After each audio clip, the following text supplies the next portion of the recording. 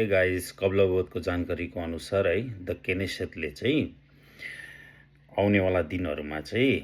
यो जति पनि हामीले पाउने स्यालेरी पाउँदैछौँ अहिले जो होम केयरमा केयर गिभिङ गरिरहेछ उनीहरूको स्यालेरीको डिडक्सनको बारेमा कुरा चलिरहेछ र एप्रुभ भयो भने चाहिँ उनीहरूले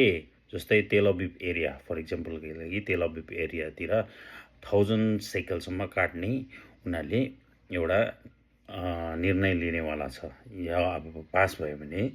त्यो चाहिँ त्यहाँको 1000सम्म काट्ने भएको छ र यो चाहिँ एउटा अब दुःखको खबर हो है र यसको लागि अब तपाईहरुले है कपिलवस्तुको पेजमा गएर तपाईहरुले कमेन्ट लेख्न सक्नुहुन्छ उनीहरुलाई है अब र यस्तो कुरो भइरहेछ अब यो कुरो अब सही हो अब गलत हो त्यो म जान्दिनँ है अब हुनु त अब साह्रै अब 24 आवर्स काम गर्नेलाई त साह्रो पर्छ यो त कम्ती हुँदै जान्छ स्यालेरी दिनदिनै कम हुँदै जान्छ नि त हैन र यो त राम्रो होइन र यसको लागि चाहिँ तपाईले कपिलवस्तुको जो फेसबुक पेज छ त्यहाँ गएर तपाईले कमेन्ट लेख्न सक्नुहुन्छ तपाईको राय दिन सक्नुहुन्छ है र यो चाहिँ अलिकति मलाई चाहिँ दुःख लाग्दो लाग्यो क्या